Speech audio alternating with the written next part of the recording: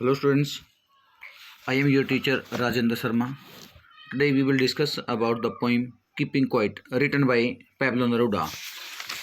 इस कविता के अंदर जो पैब्लो नेरूडा है वो हमें क्या बताता है और उसका थीम क्या है, तो हम इस पोइम को डिस्कस करेंगे. So let's start the poem. First of all we will discuss about poet Pablo Neruda. Pablo Neruda was the pen name. Students, Pablo Neruda इसका एक पेन नेम है. पेन नेम या सिडोनिम कहीं.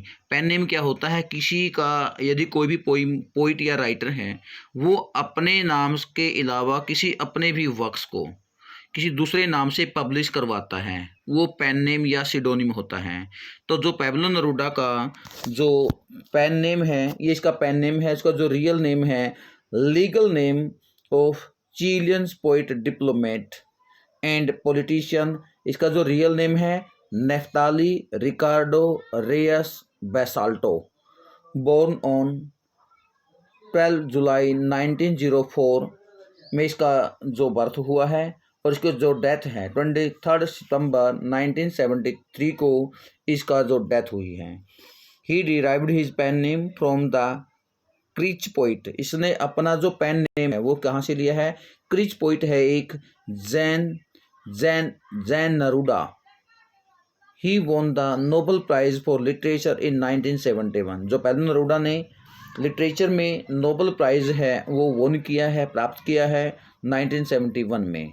नेरूडा became known as a poet when he was 10 years old. जो Pablo Neruda है ये poet के रूप में इसकी जो पहचान हुई से लोग जानने लगे जब ये सिर्फ और सिर्फ इसकी जो एज है वो 10 years की थी.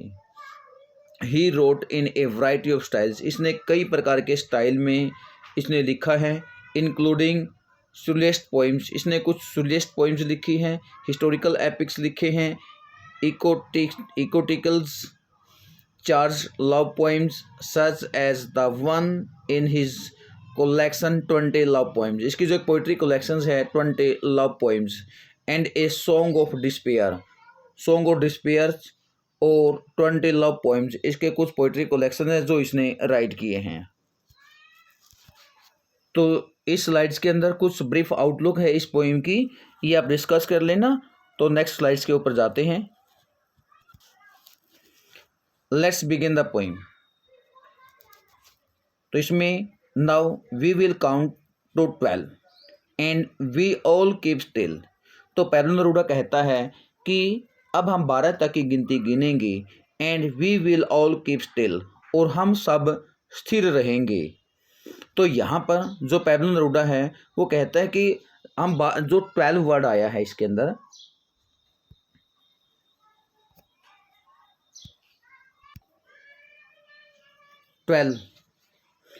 And keep still. तो 12 किस चीज़ का है? 12 रिप्रेजेंट्स टाइम, कि जो 12 है ये टाइम को रिप्रेजेंट्स करता है.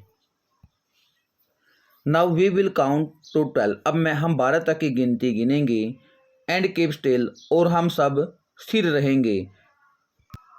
इसके अंदर जो पोइम पैब्लो नेरूडा है वो कहता है कि ये जो पोइम है the poet begin with counting 12, कि जो पोइट है वो अपनी जो पोइम को शुरू करता है कब से? काउंटिंग 12, 12 तक की गिनती, 12 की गिनती से अपने इस पोइम को शुरू करता है, और जिसमें वो अर्ज करता है, प्रार्थना करता है एवरीवन टू बी स्टिल, कि हम सब क्या रहें? स्थिर रहें. ही चूज 12 फॉर सेवरल रीजन. वो जो उसने 12 है, जो काउंटिंग का जो 12 काउंट किया है उसके कई रीजन हैं. 12 hints at 12 hours of a day. जो 12 है ये हिंट करता है 12 आवर ऑफ द डे, कि दिन के अंदर जो 12 घंटे होते हैं ये उनको रिप्रेजेंट्स करता है. विच रूल आवर लाइफ, जो हमारे जीवन का एक रूल है. 12 refer to 12 zodiac signs believed to be the controlling forces of our lives. जो 12 है ये जोडिक साइन का, जो जोडिक का एक साइन है, और ये विश्वास किया जाता है to be the controlling forces, के फोर्सेज को कंट्रोल करता है हमारे जीवन की. 12 refer to 12 month of a year. जो 12 हैं ये 12 एक वर्ष के अंदर 12 महीने होते हैं, ये उसको भी रेफर करता है। और we believe numerology it's the digit of peace and prosperity. और जो विश्वास किया जाता है कि ये जो डिजिट है ये पीस और प्रोस्पेरिटी का भी सिंबल है। 12 इवन में B aimed for a preparation, कि जो 12 हैं इसका जो एम है, उद्देश्य ये भी हो सकता है कि एक प्रिपरेशन के लिए हो। For all to be ready, कि हम सब तैयार रहें। To plunge in to the state of silence, state of silence यानी कि एक स्थिर होने की अवस्था में रहें। तो इसके अंदर कुछ जो पोएटिक डिवाइसेज है वो यूज की गई है। अब ये पोएटिक डिवाइसेज कौन कौन सी है ये देख लेते हैं।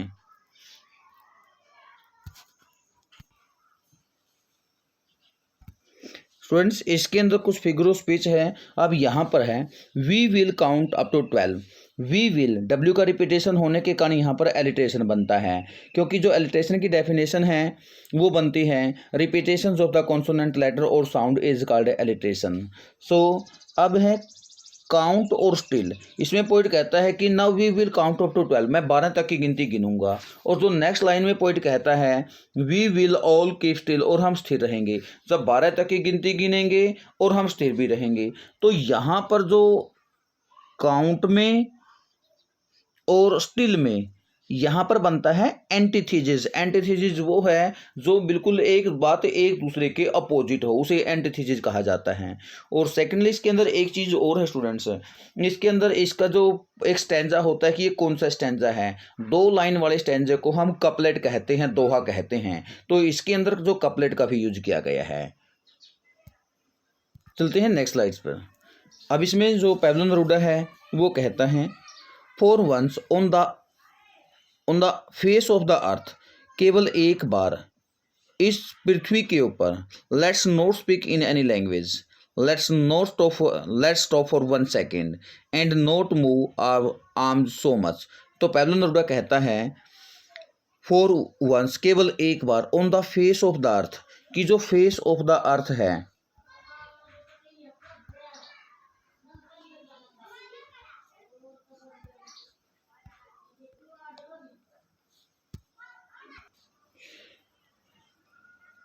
For once on the face of the earth, की पोइट कहता है कि इस फिर on the face of the अर्थ का मतलब है यहाँ पर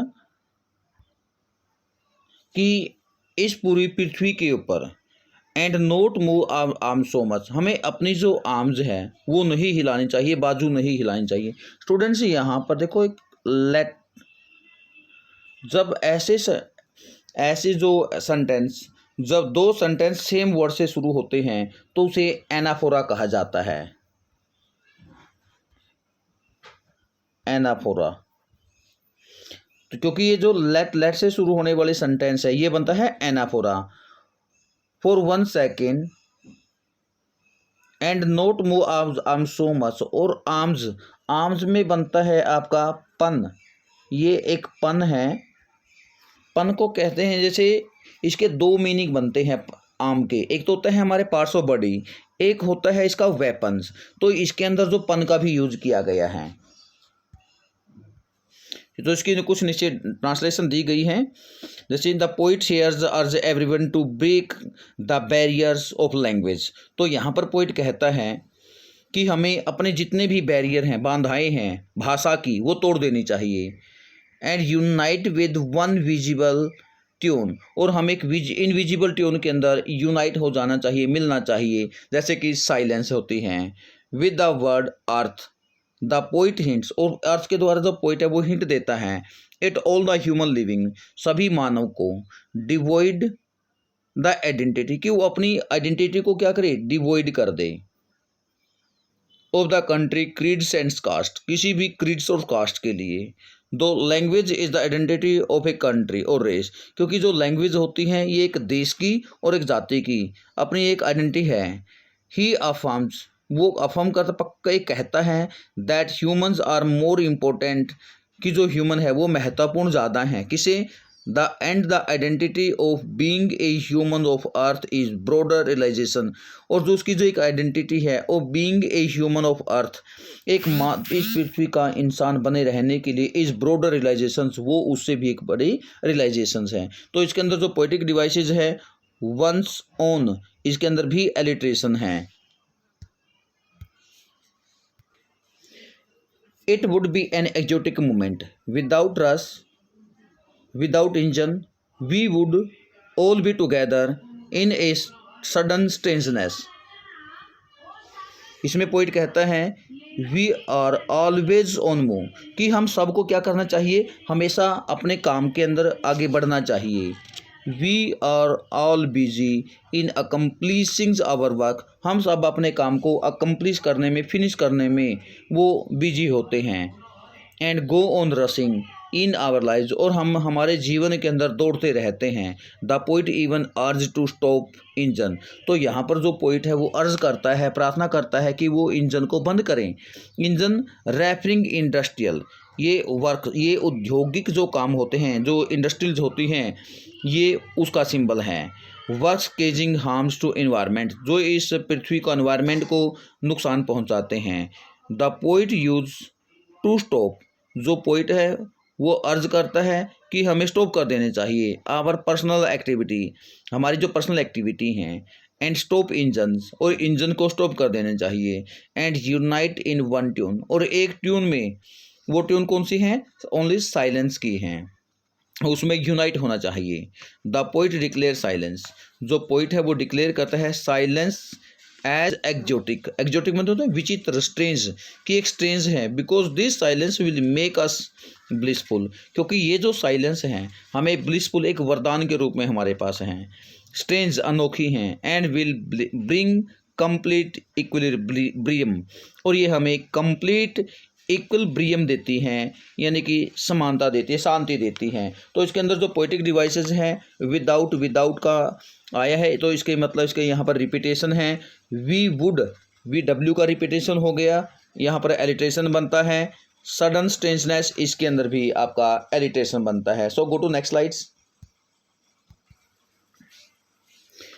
इसमें fisherman in the cold sea would not harm whale, and the man gathering salt would look at his hurt hands. तो पोइट पैब्लो नेरूदा कहता है कि जो फिशरमैन है इन द कोल्ड सी के अंदर, समुद्र के अंदर, वुड नॉट हार्म्स व्हेल, उसे अपने काम को स्थगित कर, जो फिशरमैन होते हैं अपने काम को बंद कर देना चाहिए, और व्हेल नाम की मछली को कोई भी हानि नहीं पहुंचानी चाहिए। And the man gathering salt, और जो नमक को इकट्ठा करने वाले जो मनुष्य हैं, मानव हैं, would look at hurt hand, उन्हें कुछ समय के लिए अपने काम को बंद कर देना चाहिए और अपने उन घायल हाथों को देखना चाहिए। If we be still we shall be able to introspect, कवि कहता है कि यदि हम स्थिर रहेंगे तो हम कोई भी काम नहीं करेंगे तो हम अपने आप को इंट्रोस्पेक्ट कर पाएंगे, अपना विश्लेषण कर पाएंगे, एनालाइज कर पाएंगे। द मिस्टेक एंड रॉन्गडम, कि हमने क्या गलती की है, क्या हमसे गलत हुआ है। Here fishermans are the representatives of all kinds of tyrants and killer, तो यहाँ पर जो फिशरमैन होते हैं वो रिप्रेजेंटेटिव होते हैं ऑल काइंड ऑफ टायरेंट्स, अत्याचार और किलर्स होते, अत्याचारी होते हैं, किलर होते हैं। द पोइट वांट्स, कवि चाहता है, them to cease means stop, कि जो वो स्टॉप कर दे, बंद कर दे, किसको, देयर वर्क, अपने कामों को। एंड रियलाइज देयर मिस्टेक, और अपनी गलती को रियलाइज करें। द साल्ट गैदरर, कि जो साल्ट गैदरर होते हैं, is explained as the representative, उन्हें रिप्रेजेंटेटिव के रूप में एक्सप्लेन किया गया है of poor and lower sections of society, यहाँ पर जो पुअर और लो सेक्शन ऑफ सोसाइटी के रिप्रेजेंटेटिव के रूप में रिप्रेजेंट किया गया है। They go up to any level to earn their livelihood, कि वो अपने लिवलीहुड, आजीविका के लिए किसी भी लेवल पर जाते हैं। एंड ऑफन हर्ट देमसेल्व्स इरपैरेबली, और वो अपने आप को क्या कर देते हैं, ओफन हर्ट, वो हर्ट कर लेते हैं। पोएटिक डिवाइसेस में है कोल्ड सी, ये कोल्ड सी क्या है, एक सिंबोलाइज्ड एज पोलार रीजन, ये पोलार रीजन का एक सिंबल है। हिज हर्ट हैंड, इसके अंदर एलिट्रेशन बनता है। So go to next slides. Okay, those who prepare green war with gas, war with fire, victories with no survivors would put on clean clothes and walk about with their brothers in the shade doing nothing. The poet here condemn का meaning होता है निंदा करना। तो यहाँ पर जो poet है वो कंडेम करता है, निंदा करता है।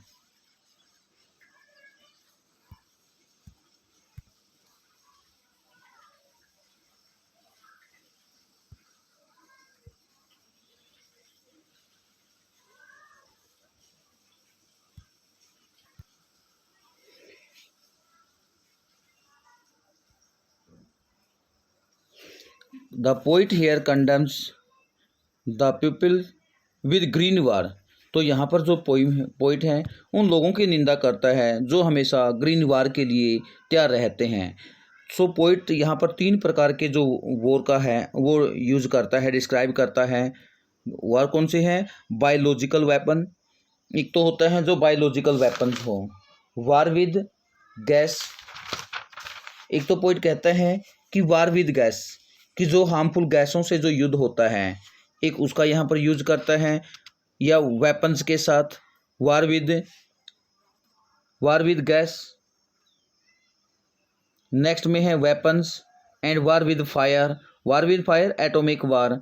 दे बिकम विक्टोरियस, तो वो विक्टोरियस बन जाते हैं, but with no survivors left. अगर वो विक्टोरियस बन जाते हैं तो विजयी होते हैं तो इसमें कोई भी जीवित नहीं रहता। The poet मॉक्स at the victory of those, mock का मतलब मजाक करना। जो पोइट है उन लोगों की विजय का मजाक करता है। Who get victory over destruction, जो एक विनाश के ऊपर अपनी विजय प्राप्त करना चाहते हैं। The poet makes them to leave the path of destruction, poet उन्हें कहता है कि वो उस विनाश का जो रास्ता है उसको छोड़ दें। And join the group of silence, और खामोशी साइलेंस के ग्रुप को ज्वाइन करें। ही अर्ज देम, वो उनसे प्रार्थना करता है टू पुट ऑन वाइट, कि उन्हें जो वाइट जो क्लोथ हैं, कपड़े हैं वो पहनने चाहिए। अब वाइट का ही यूज क्यों करता है? ये सिम्बोलाइजिंग है किस चीज़ का? प्योरिटी का और सैनिटी का, शुद्धता का और शांति का प्रतीक है cloth. And walk with other doing nothing, और उन्हें वॉक करना चाहिए और कुछ भी नहीं करना चाहिए।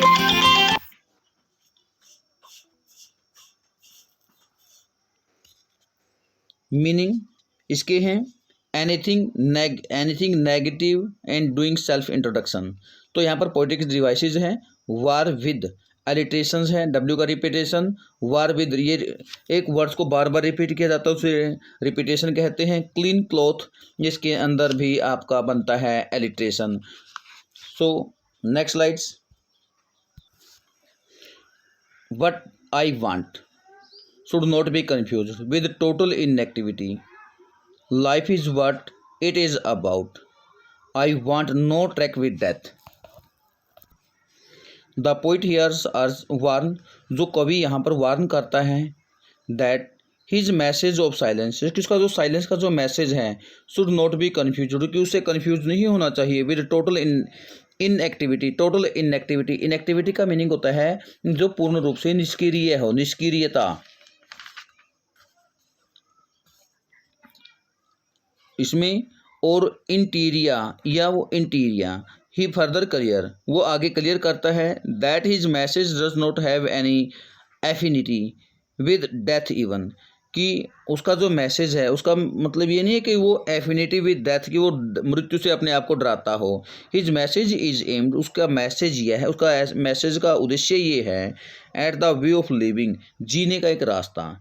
ही want us to stop a while, वो कहता है कि हमें कुछ समय के, वो चाहता है कि हम कुछ समय के लिए रुकें और फील महसूस करें the calmness, Shanti.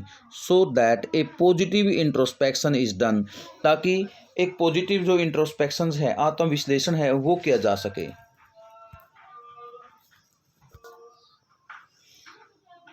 If we were not so single minded about keeping our lives moving and for once could not do nothing, perhaps a huge silence might interrupt this sadness of never understanding ourselves and of threatening ourselves with death.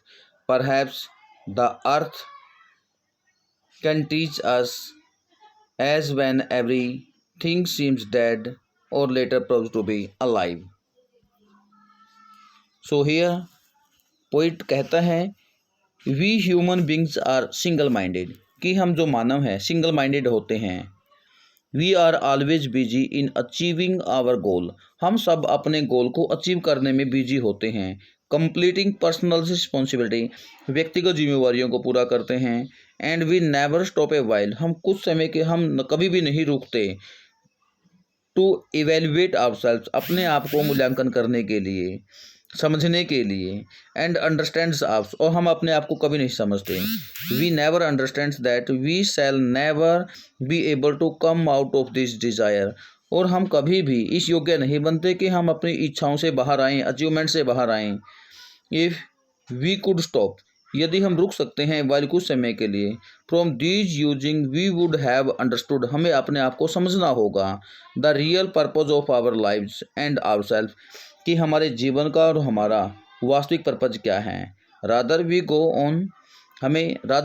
On with the fears of death calculation, जबकि हम किसके डर में रहते हैं, मृत्यु की calculation करते रहते हैं।